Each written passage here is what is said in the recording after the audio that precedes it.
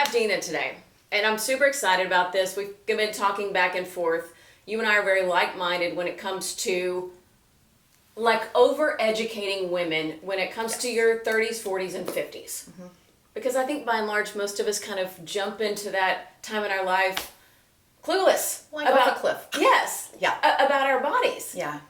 So, first of all, give us some background on your time sort of in the medical field and the nutritional field and how you got to be so interested in women's health. Okay, so I'm a registered dietitian, so I started in the very conventional space, mostly working with women in a breast cancer clinic here in town. So that was the entree. And I went home to start a family, hit some roadblocks of my own medically, a hormonal crash, things that doctors didn't have answers for. And I went to everyone I knew to go to, read all the literature I knew to read.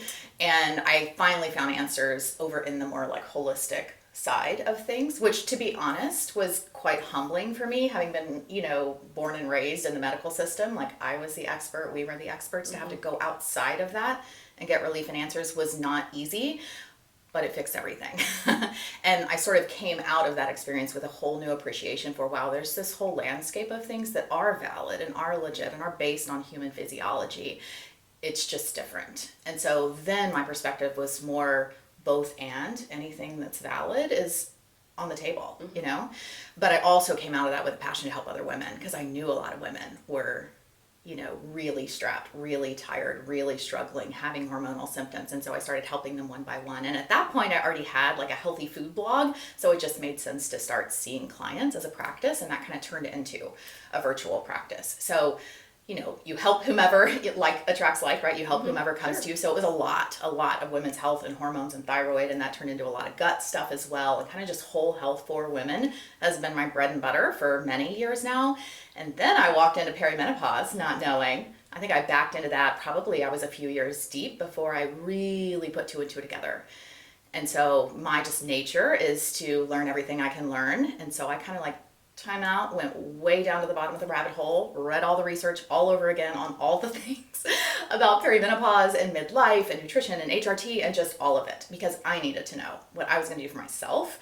And again, I came out of that experience with this renewed passion for all the women who don't know this stuff. And I realized if I went in knowing everything I know about the body and nutrition and women's health and hormones, and it took me a few years to wake up to the reality. A lot of women are just taking it as it comes and trying to ride the wave, and they don't know what's going on. They know something's off, but for various reasons, they don't know that it's perimenopause. And so now my mission with my business is largely educating women and then helping them with the strategies that actually work in midlife, because a lot of stuff doesn't anymore. Yeah. And then giving them tools and strategies to navigate the medical system and HRT and those decisions too, to bring on team members who are savvy about midlife, because it's not easy. Let's talk about first what I would consider the foundation of health at any point in life, and that's just nutrition. Yeah. And I think you and I were just discussing something that I didn't realize in 30s, 40s, mid-40s, is how detrimental sugar is to your body, and how when your hormones start to drop, your ability to process sugar and regulate your insulin decreases. Yeah. And then we wear it right here. Mm-hmm. So you hear women complain about, the spare tire here, and I can't sleep at night, and I don't feel well, and then you look back at the sugar consumption. Mm-hmm. So I'm going to start there. Yeah. So I think for some people, it's a much more magnified issue, but for everyone, as you move through perimenopause and then menopause, because of the hormonal changes that decrease your ability to manage sugar, it becomes an issue for everyone at some point. It's just how big of an issue will it be, and how much work do you have to do to control it? But for sure, when we're entering this stage, because of the shifts under the surface that we're not seeing and are happening earlier than most people have symptoms, it's these little ticks. You're a little more sensitive to sugar. You're a little more inflamed. Your hormones are starting to tip down. But that sort of magic mix under the surface results in, I can hardly look at sweets anymore. They show up here. Or every time I have some random snack at a drive-through Starbucks, middle of the afternoon, I'm totally bonkers, sugar crashing before dinner. These kinds of things we used to get away with it. Even just here or there. We might pay for it, we might notice it, but it was doable. And now it's no way, for some people. Same thing goes with alcohol. It doesn't mean these things are 100% off limits for everyone. I think for some people they will do better, to, at least for a time, get them out entirely. But some women, it's just this warning sign. It's a warning sign, that you need to like stop, listen in, check engine, basically, both in your symptoms, learning about your body, and then maybe checking some markers too to see where you sit. Sure, go check your blood sugar. Definitely have to adjust nutrition and exercise and your whole lifestyle around the changes that are happening. Yeah. All right, so watching sugar, we know that's something, I personally believe we all have to do that from day one on this earth, really. I'm just a big advocate of, if not avoiding it altogether, limiting it drastically. Yeah, for sure. It needs to be limited. Yeah. It's more dangerous, in my opinion, than what most people think. Just having lived through it in my life. But I guess let's also talk about carbs for women, because many of us gravitate towards the bread and the pasta and the fruits and the vegetables, and then we kind of put the protein on the back burner. While we may have some. Is this a time of life where we should be doing that, or should we be putting protein first and foremost? Well, I think protein becomes prominent, partly because it is that important, and it becomes even more important the older we get. I mean, the studies for like 50s, certainly 60s and up, even post-menopause, it's not make or break, but it is a bigger deal then than ever, but it really is starting now. We do need a little more protein, and we can discuss why that is. So protein becomes prominent for sure. And a part of that is making room by maybe clearing the plate a little of the excess stuff that just was too much anyway. So I think that's really the crux of it. When it comes to sugar itself, or carbs in general, because sugar is, under that umbrella, I'm not really a like everybody should be low carb in midlife person, but fundamentally carbs are energy. So, match them to energy output, the types of workouts you're doing, your body composition, again, your numbers, your metrics, your labs, these sorts of things. We need to be very careful about like fueling the body for what it needs, if we're fueling it for stuff it doesn't need, then we're, really missing it. So for most women in this stage of life who have come into it, not having to be as conscious, just sort of managing their weight, staying in the jeans, being healthy-ish, that's how most women come in. They get a rude awakening because they're like, well, that's not working. I can't just sort of eat mostly healthy-ish and get away with it anymore. It really has to be like fine-tuned and dialed in. So my sort of proposition there would be protein becomes prominent. There's like an anchoring protein every single meal. I would say 30 plus grams for sure. For some people, it's higher than that. Okay. Starting in the morning, absolutely. And then colorful plants next to that. That's like second priority. Protein and plants. Those really are my most important like messages. You don't even have to get into the numbers and the nuance if you don't want to and if you don't need to. But if you do, then carbs need to be sort of conscious carbohydrate intake. I think they should be there every meal, but good quality in the right amounts that suit your needs and your metrics. So it's not, I agree with that. I still have my carbs. Yeah, for sure. I eat bread most days. I don't eat dessert, bread's definitely kind of my comfort food, I guess I would call it for the day. But, another thing I really want to talk about is, and I'm going to get your opinion on this, the seed oils. Because there's a lot of talk about that right now. And I do notice that I think they make a difference. I think they're concerning. Yeah. I will say this is probably the fats category. Seed oils, cholesterol, LDL, saturated fat, that whole bucket is probably one of the most controversial topics in nutrition and has been for a long time. Okay, my take is, I'm a centrist. You can probably tell. I'm a centrist in a lot of things. Like, let's talk about what the research actually says, and then you better be able to apply it, like, sustainably long-term, or else it doesn't even matter. Like, all the intellectual exercises about what's right and what's best. So we have to, like, marry it with reality. But my take on the research currently is that I just don't think that the concentration of these oils, we talk about industrialized seed oils, those foods, we talk about seeds and nuts and the other natural foods that those oils occur in, they're very healthy, proven time and time again in all kinds of studies. So it's not so much that they're bad per se. I think it's more about the volumes that people consume of them. And that's pretty well proven in studies too. You know, we look at like ratios of omega-6s to omega-3s and the average Western person, it's way skewed out of whack. We're like eating way too much of this stuff compared to way too little of omega-3. So that's one aspect, just the sheer volume. You know, when you're eating salad dressings and fried foods and takeaway, I mean, it's all using those cheap industrial oils. Yes. So it's very easy to get huge amounts that you would never eat just eating nuts and seeds in the whole food forms. So I think that's probably the very most important issue. Then we get down into, there is for sure research showing like increased inflammatory markers with even small amounts of these oils. Most of those studies are either mechanistic or very preliminary, very short term. The longer term human studies, at least at this point, you know, research is always evolving.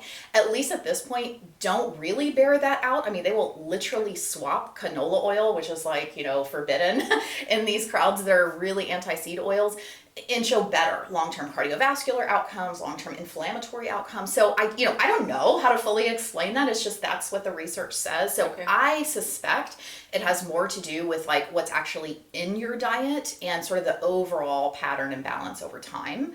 That you shouldn't be using like a bunch of super refined stuff. Like eat the nuts and seeds and use olive oil and avocados and avocado oil and get the quality in and just move away the stuff that you probably shouldn't be relying on so much. Right, and you know, if you're cooking at home Yeah. a lot, you don't. Right. I mean, I make Right. all of our salad dressings now, Right. and like I'm not a great cook, so it usually involves like very few ingredients. Yeah. Right.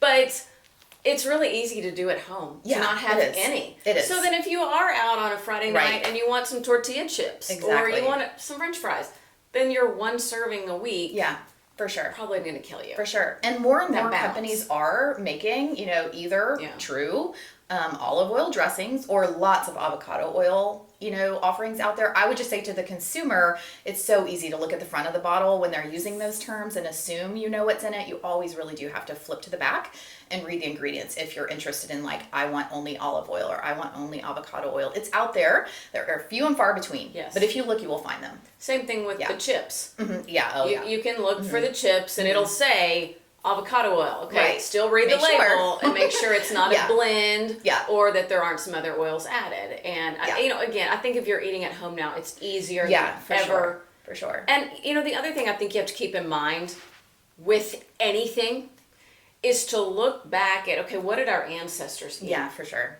So the Italians who have consumed lots and lots of olive oil forever are still here. Yeah. You know, Yeah. they're doing something right. Yeah. And the seed oils are very new. Yeah, As they you are. said, Yeah. they're very an industrialized, cheap oil. So I think we have to keep that in mind too. Yeah. And, you know, I'm a big fan of always really looking back to our ancestors Yeah, as well. I agree. When we start talking about vegan diets and stuff like Right. that, you know, there haven't, and I'm not against being a vegan, and I went many years without eating much meat myself, but I think we do have to look to our ancestors there too. Yeah. That's never been really a traditional way Yeah.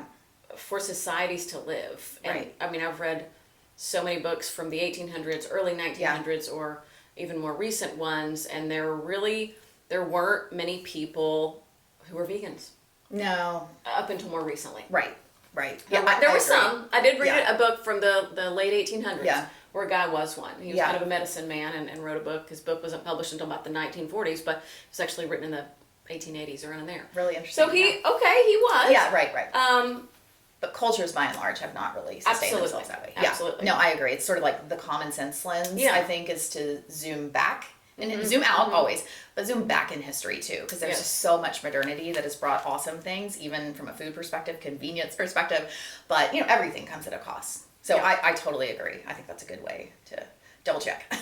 Another question I want to ask you, because I hear this from women all the time, and they go, I'm in my 40s, I'm in my 50s, I've put on weight after menopause, before menopause, during menopause, and I don't think I can lose weight during this time period. Yeah.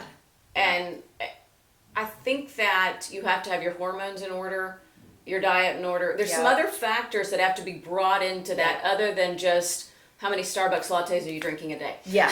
Yeah. Do you agree? I totally agree. It definitely gets harder. The ante's up in midlife, no doubt. So if that's you, you're not alone, and it may not be your fault per se. You may not be doing something wrong within your like known controllables. Yeah, Now, if you yeah. are driving through Starbucks, like, yeah, for sure, we can't afford that as often anymore. You can do it on rare occasion.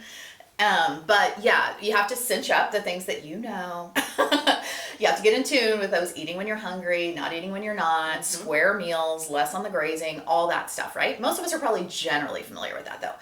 But beyond that, yes, the things that are going on under the surface with the decline of hormones, especially the loss of estrogen, you know, I'm so sorry to say that hourglass figure that estrogen really helps us with in our younger years, as estrogen ticks down, I mean, it's harder to maintain that. And we start putting weight in our centers, you know, and then there's insulin complications and inflammation complications, and all these things are mostly a result of the hormonal decline, but they show up in this sort of perfect storm way for weight gain in general and midsection weight gain in specific. And so nobody likes that, and that's understandable. And I think there are a few different things that you have to look at here. First, you have to know your markers.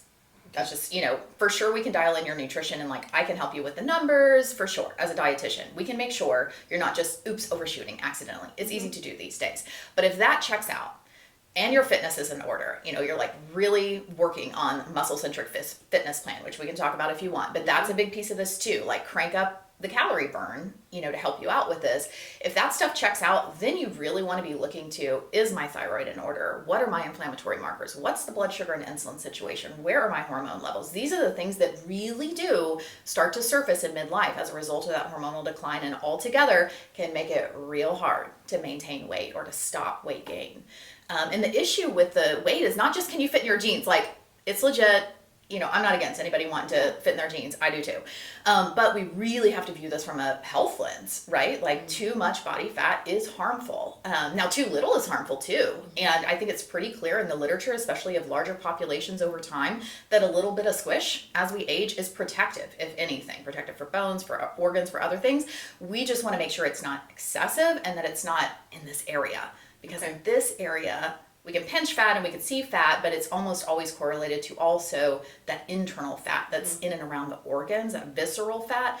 And that visceral fat is what's really closely linked to disease risk. So that's what we want to keep an eye on, not just the spare tire appearance, but the fact that it's probably correlated to more visceral fat. Now you can be lean, there are exceptions, and have a lot of visceral fat. And that's why it's really important to keep an eye on things like a waist circumference measurement for women that needs to be under 32 inches. But if you're one of those exceptions and you happen to be a very like thin person, a skinny fat type of person, then I would say a DEXA scan or an in-body scan where you're really going to get a view at visceral fat is important as one of your baseline markers, along with labs and other things to know where you sit.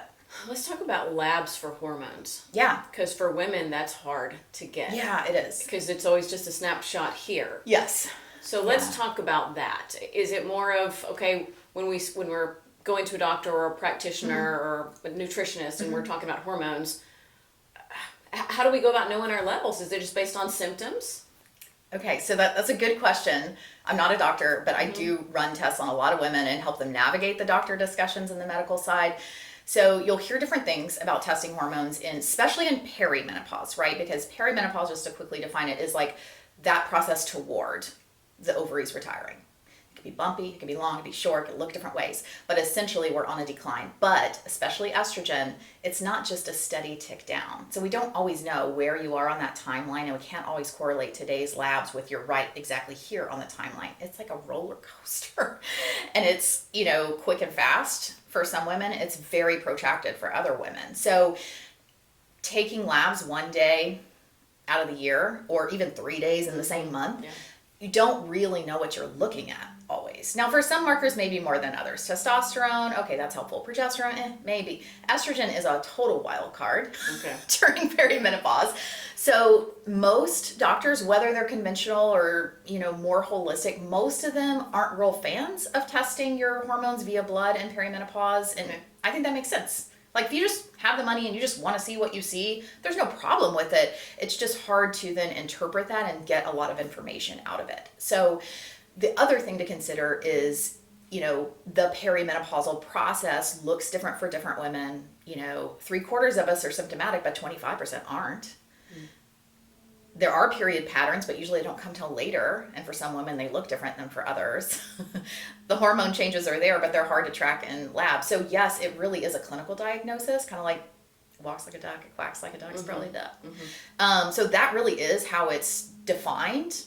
It's like, are you symptomatic? Are you about that age? If we want some markers to verify, sure.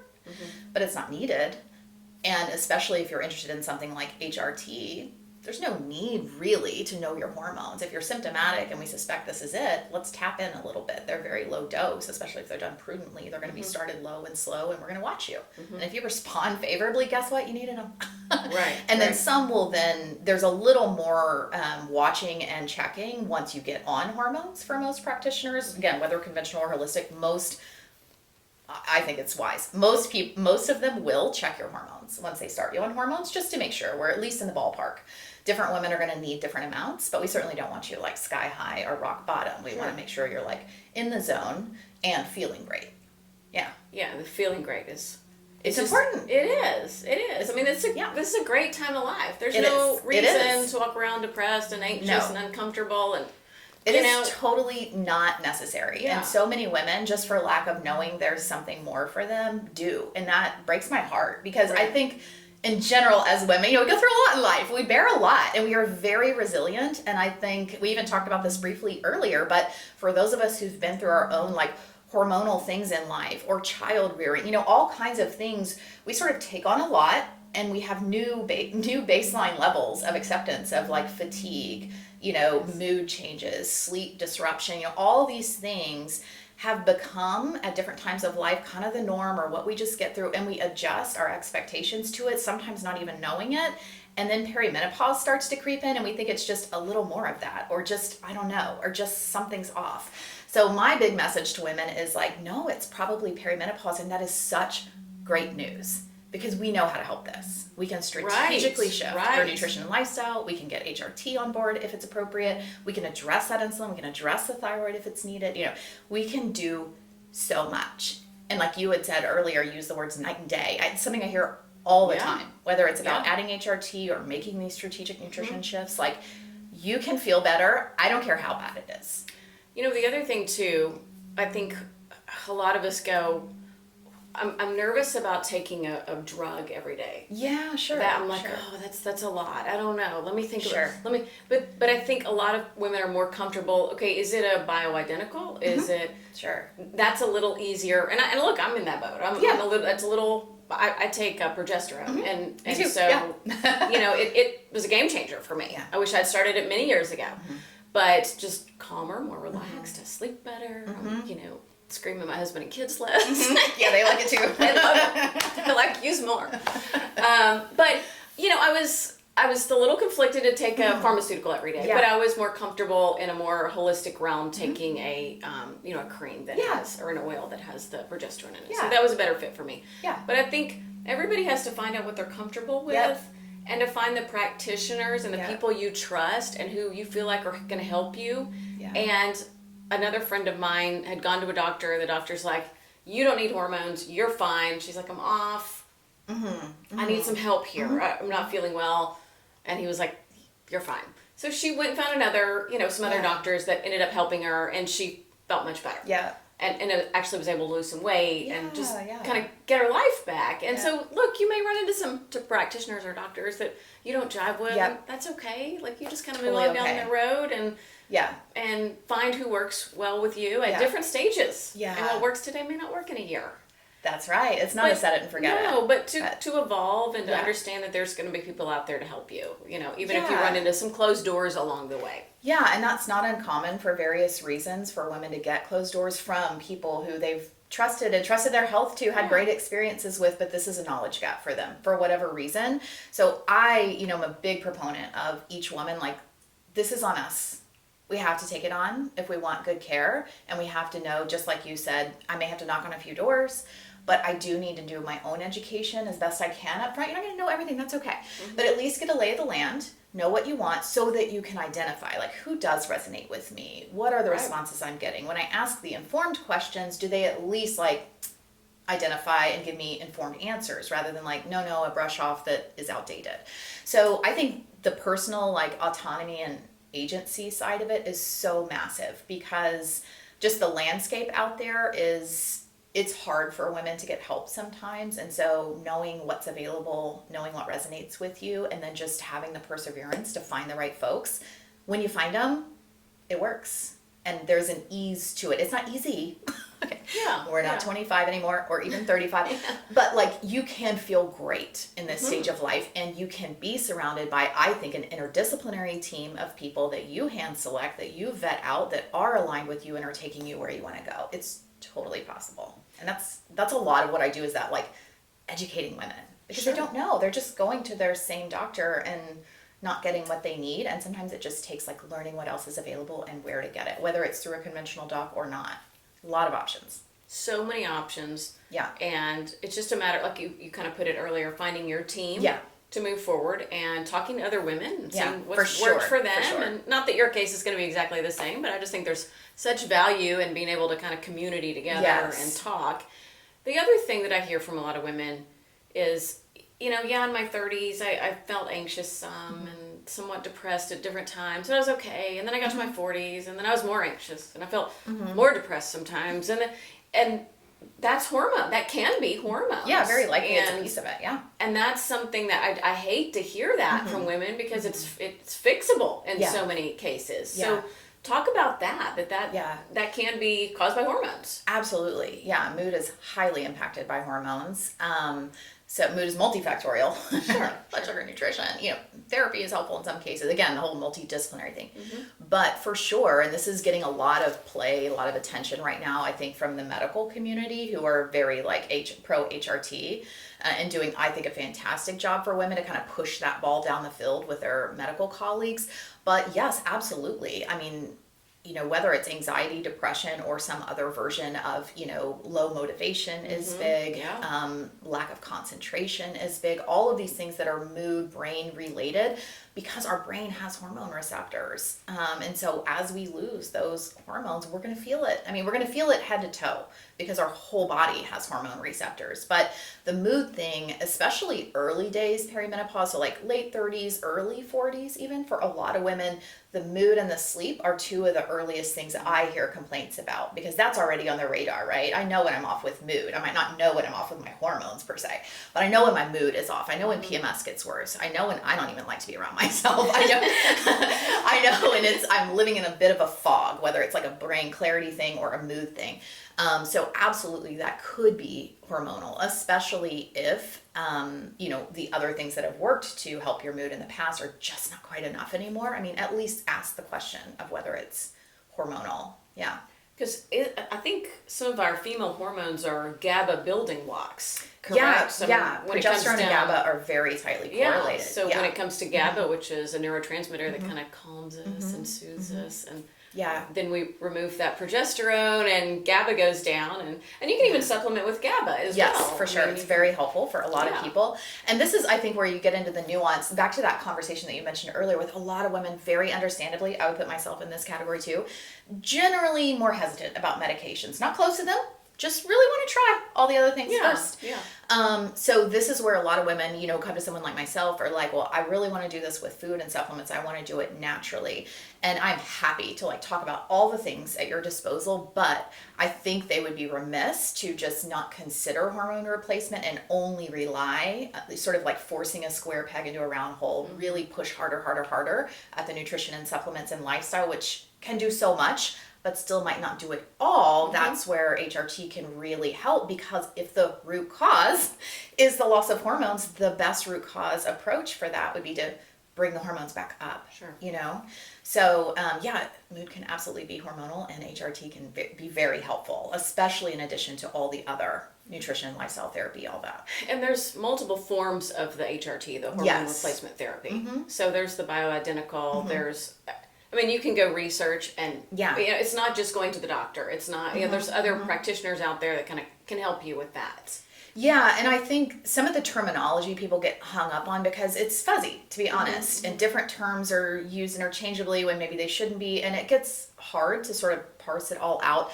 But I think the big buckets of HRT are essentially bioidentical and non-bioidentical. And so bioidentical simply means that the chemical structure of that molecule looks exactly like the one that you made yourself at one time. So estrogen, progesterone, testosterone.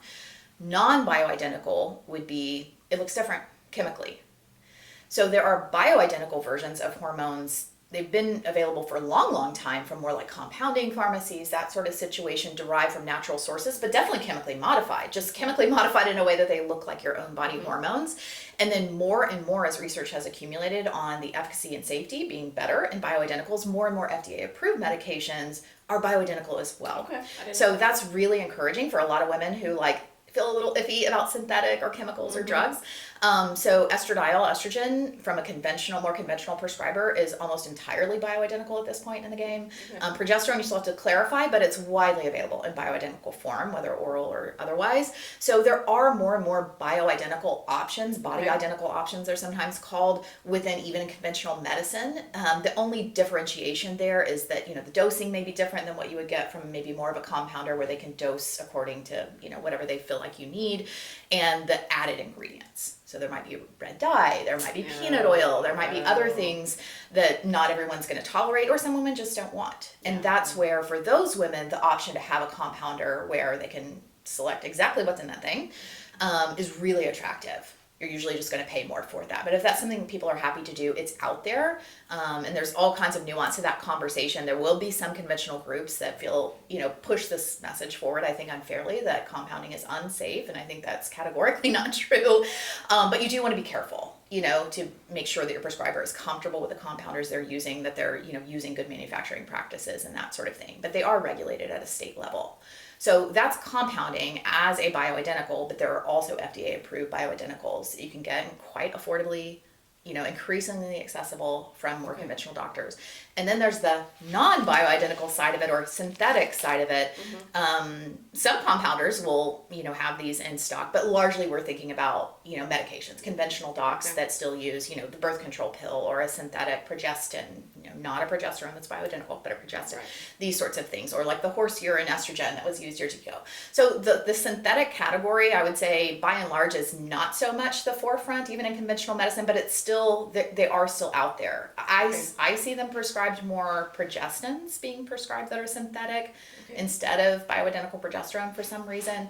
They do carry different risks and benefits. I mean, they aren't going to translate exactly the same in the body as a bioidentical would. So, you know, there's nuance to that, but basically you might not get all the benefits, and you might also get some side effects that you wouldn't have from a bioidentical. So like for mood, for example, with a progestin, classically, they really don't help mood as much, and in fact sometimes they're correlated with, you know, decreased you know, mood. So you just have to be careful about, you know, what you're getting, what you want, and understand the risks and benefits, and be using, you know, providers and prescribers who are having those risk benefit conversations to navigate those choices, so you know what you're getting. What about I hear this talked about from some more holistic folks out there, and that's the yam cream. Yeah. That I guess encourages your body to produce more or more progesterone. Is that how that works? Well, yam is it's a phytoestrogen. So it's a plant form of estrogen, just like, you know, if you consumed soy, you know, or other phytoestrogens. It has a molecule that looks a little like estrogen in it. It would be a lower dose, lower effect. And I think the yam creams are mostly, honestly, about, you know, they can't sell that. They can't sell a medication. But as a supplement, they could sell a yam cream. So, you know, my take on all those that are like not HRT, but you can tell they're kind of marketing in that direction, and they're, you know, an over-the-counter supplement. I don't think there's anything wrong with trying it, but just know what to expect. You know, if you're very early days and you're like, you know what, I'm just going to get some from Walgreens and just see what happens. It's just something I'm rubbing on my skin, whatever. There's probably very little risk to just seeing what happens. But at the point where it's just not giving you relief, or you're interested in the like bigger issues around HRT, which we really haven't touched on, but beyond symptom relief, there is this whole issue of them being hormones being disease protective, life extending. Are you really going to get that from something like a little bit of yam? Doubtful. So if they give you a little symptom relief and it's quick and easy to just try initially, fine. But you might need more at some point, especially if you're interested in the longer lasting effects of hormones. Okay, well, let's get into that then. The life extending properties of hormones. So I think that the best way to really think about hormones, I think, as an aging woman, don't really like the A word, but anyway, we're moving that direction. Maturing woman, is that hormones are vitality molecules. And again, like tip to toe, we have receptors in the body, these little like receiving dishes that the hormone locks into. When it locks into that, it turns something on in that cell. And so they really do give life. I mean, you can feel that, right? When you take hormones, you're like, this is what it feels like to be turned on. So when that dimmer switch sort of goes down and hormones are declining in the body, a lot of body functions, body organs, organ systems are suffering. They're incurring more inflammation. It's all these different body processes that are not being held up by the hormones are lacking. And so when we think about, cardiovascular disease and diabetes and dementia and all these things that kill women and that none of us want to suffer with, whether or not they kill us, they are driven by a lack of hormone. So we have plenty of data now, I think, at this point to say this pretty confidently, that taking HRT specifically to replete those hormones extends life by a few years, but more importantly, it dramatically decreases the major causes of death for women. So things like heart disease, diabetes, dementia, these things are decreased by 30%, in some cases up to 50% when HRT is in the picture. So that's my main concern. We all want to feel good. We all want to look pretty good and feel real good. And we're entitled to that. And hormones can do that. But the bigger issue is that in perimenopause, in our 40s, those diseases we all think are way far off and hopefully never even going to happen for us, they're silently brewing under the surface now. It takes decades for that stuff to develop. So this little bit of insulin sensitivity, this little bit of inflammation, this little bit of all these things that is flaring in these annoying symptoms, it's a call to us to pay attention, look under the hood and address that. Because these things are always easier to stay one step ahead of than they are to let it all go down and try to pick up the pieces. And we can all relate to that in something like nutrition or weight management. It's always easier to prevent, right? Yes, it's the same thing with hormones. We're getting more and more data in recent years about dementia and even heart disease, that when you start in perimenopause replacing your hormones, you get much better disease protection and outcomes. So I think we'll have more data to that effect in the coming years, when is the best time to start? And there are different schools of thought on that. I mean, I kind of lean to the earlier the better, basically. Not everybody, has to start day one. Yeah. It's never too late to start. But the earlier the better if you really want that longevity and disease reducing impact. Well, and I hear women say, well, it's natural. Yeah, right. It's just you're just naturally going through this. It's sure. Natural. And then okay, but I don't naturally want to feel crummy. Right, exactly. Exactly. So it's there's this balance, right? Yeah, and my thyroid naturally goes to pot. I'm sure taking thyroid hormone. Right. So it's one of those things where you're like, yeah, but I don't want to feel run down and tired and irritable and look run down if I don't have to. Right. And so it's just, to me, it's one of those things. And, I definitely in my life skewed towards the more natural things. Yeah, but I think it's just one of those things for me personally. I was like, no, I want to feel good. I want to have energy. Yeah. And so this is part of it. But yeah, and I think that's probably the number one, if not maybe cancer right behind it, but the number one about HRT. And it's totally understandable, but I think like you said, we're all picking and choosing, let's be honest. I drive a car every day because it's much more convenient than walking, which is so much more natural. We're all doing this day to day, and it's just know what resonates with you and know the true risks and benefits and long-term, pros and cons. I want to be on the floor with my grandchildren and great-grandchildren. I want to be traveling with my husband and hiking and involved in life and independently living and having a clear mind and contributing to my purpose in the world. I want to be doing all that. And so if optimizing hormones by electing to take something, to help with that is a piece of that, I'm definitely open to it. And I think you could for sure make the argument, especially with a growing availability of bioidentical hormones, especially if you wanted to go the compounding route and you really are just using a 2-ingredient product. Yeah. It's about as close to natural as it gets, really.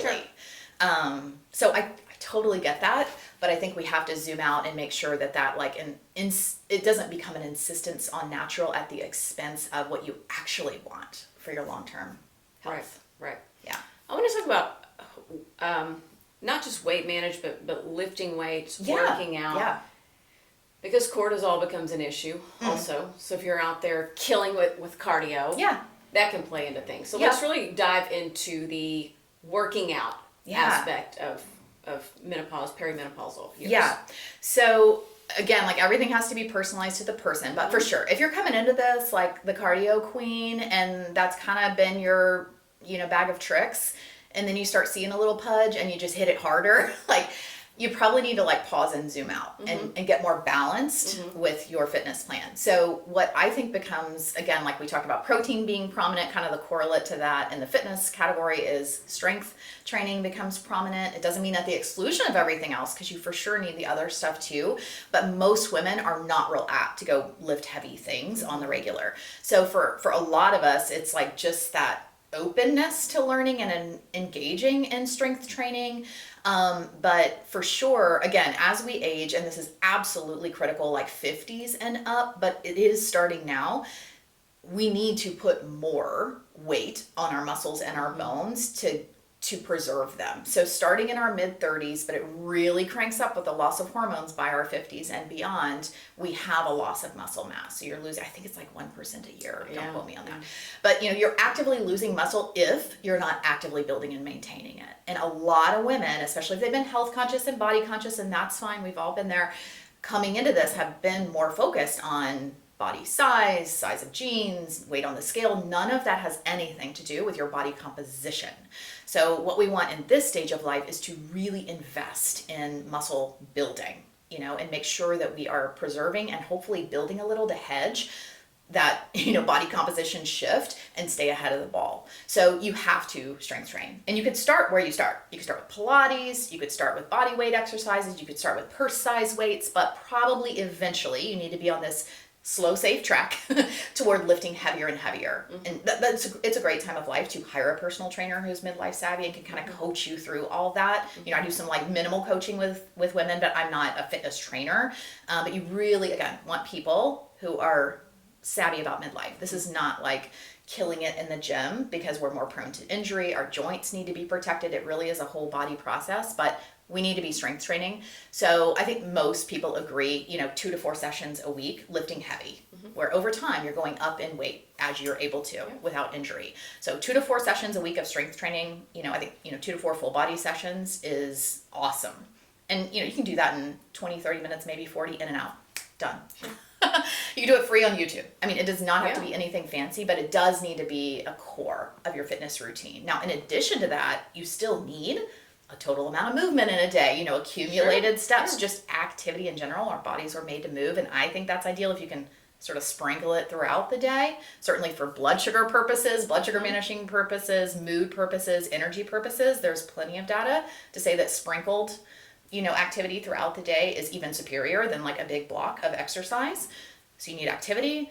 You need some like HIIT style high intensity cardio. It's just in this stage of life, less is more almost. Like get the benefits, don't overdo it. Because sort of when you tip past that, like it's really more than I need, now you're pulling time from something maybe like strength training or something else that you also need. But it's also driving more of that like stress inducing side of it, because exercise is a stress of all kinds. Exercise of all kinds. It's a stressor. Yeah. So we just want to, it's Goldilocks, right? So it's the concept of hormesis in medicine. Right. But, basically like a little's great, but too much is too much. While we're on the topic of hormesis, fasting. Oh boy.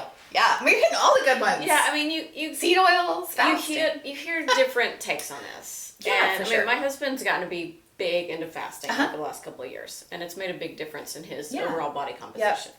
Yep. And I do more of like probably intermittent fasting rather than the longer ones. But what's your take on that for women? Let me ask you. So how long is an intermittent fast? What's your kind of... So I will eat like my last meal around 6 p.m. at night, and then I won't eat again until maybe like 11 or 12 the next day. Okay, so a true intermittent fast, like numbers, 15, 16 hours. Yeah, okay.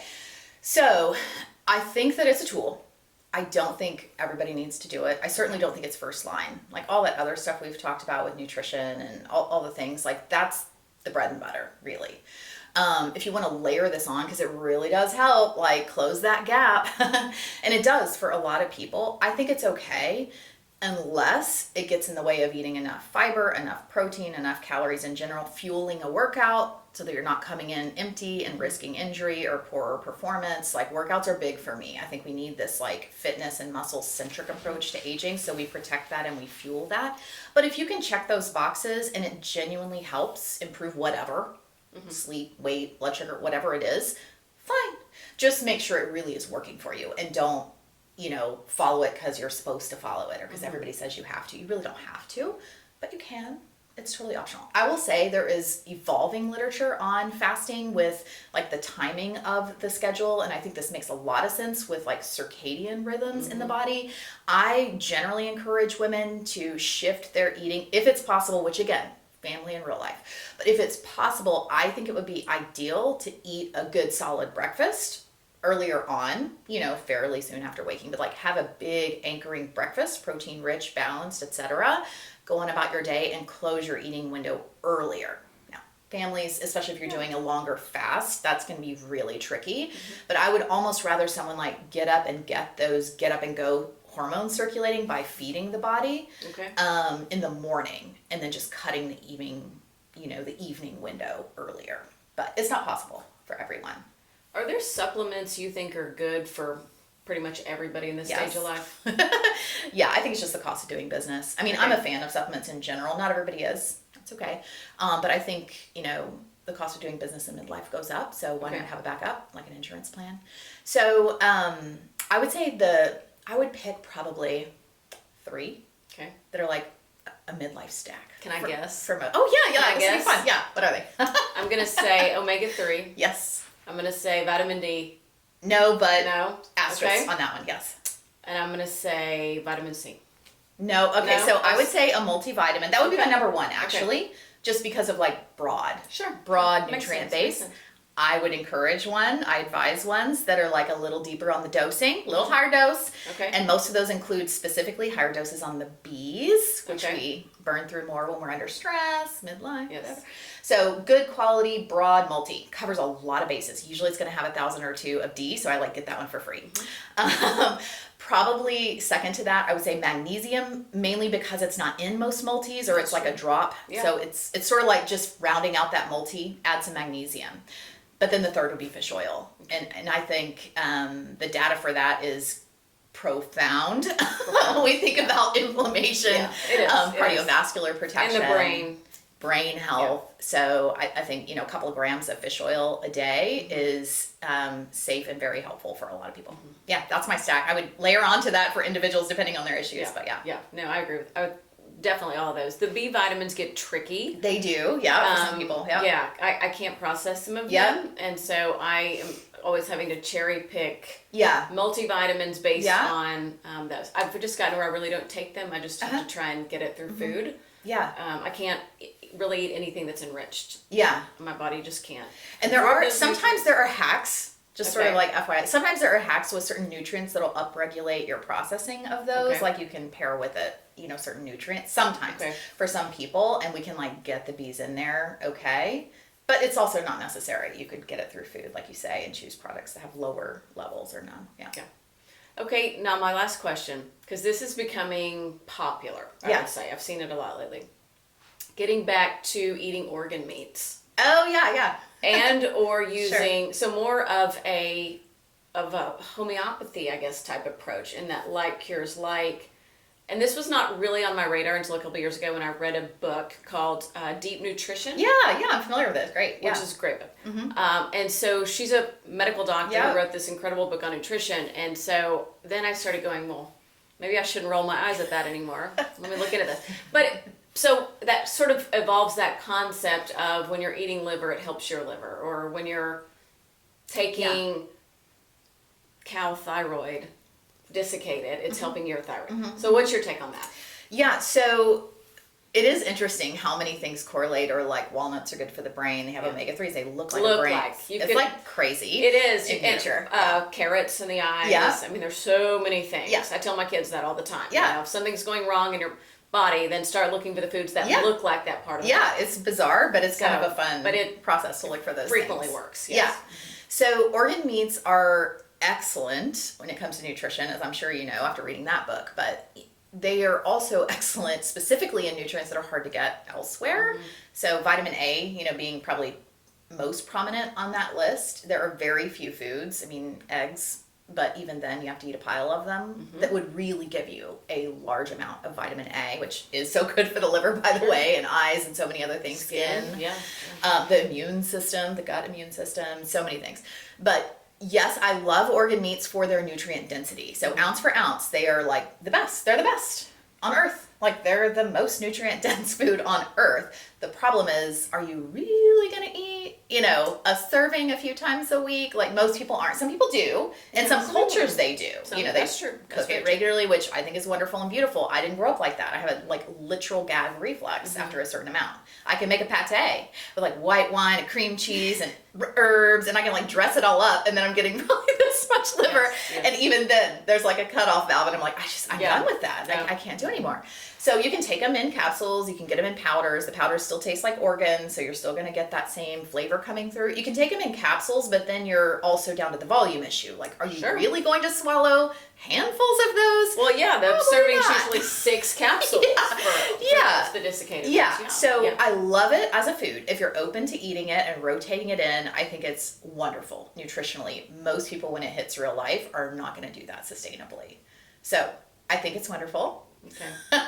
Well, and maybe it's worth investigating for if you're having a health problem out there that you think that could solve. Yeah, and I mean, in addition to vitamin A, we're talking about B vitamins, very rich. Now they're also in meats, very rich in meats, leafy greens, things like that. Zinc is another one that's in organ meats. So some of these like minerals and vitamins, iron, another one in the organ meats that are tricky, and in some ways even more tricky in midlife for women. It really is a nice answer to that. It's just a matter of getting the thing done. Totally. Yeah, in that book, the Deep Nutrition, she went and researched some previous books that had been written, really focusing on how the Native Americans ate. Yeah. And that they said that was the most nutritious part of any animal were the adrenals. Yeah. And they would chop it Vitamin up. C rich for sure. Yeah. And they would, that's what they were trying to prevent. Yeah. As the Europeans came to scurvy. America, they were trying to prevent the scurvy in their children. Yeah, interesting. And the Native Americans had that information. Yeah. Didn't always share, there were dynamics at play obviously there. But anyway, it's a fascinating book, but I just never realized that. And so the Native Americans would chop up the adrenal glands of any animal that they killed. And it was first given to the children, then the women of childbearing age, and then the rest of the tribes got what was left. Yeah. So, that book will change your mind, because it changed mine. I was like, homeopathy, organ meats, gross, they smell weird. Yeah. But once I read that book, it changed my mind. So in all honesty, I do the desiccated version, so that's the capsules, and they help with my food allergies, honestly. Yeah. I wonder if the vitamin A is a piece of that, because it's very immune regulating. But it's helped with my food allergies immensely, to where if I accidentally consume, I'm not going to go eat what I'm allergic to, but if I accidentally, I'm not. Like takes the edge off of that. Yes. Interesting. To where I'm not having the histamine response that's immediate and scary that you're uncomfortable. So well, it kind of goes back to what you were saying earlier too about the like going back to great grandmother. This nose to tail appreciation. Yes. Everything has purpose. God made it that way on purpose. It's a design. There's probably some sort of reason for it. So. Yeah. Yeah. And I'm born and raised in the country in a cotton field, and it just, I guess that connection to nature, grown up that way, I just have such an appreciation for it that I think there's just immense value in studying it, studying what our ancestors did, how they lived, how they learned and grew, and that can help us still today. For sure. So, I agree. Well, Dena, thank you so much. You're very welcome. Been so knowledgeable, so full of information. How can people reach you if they'd like to get your services? Yeah, thank you. So I have a business called Back to the Book Nutrition. There's a website called that. I'm also on Instagram. That's where I hang out most. Back to the Book Nutrition on Instagram. I do discovery calls. If people are interested in one-to-one services, we can just hop on and chat. So I have one-to-one clients. I have a group program for 40s or midlife women going through perimenopause. Yeah. Very important. Yeah. Well, thanks for having me. Yes, thank you so much.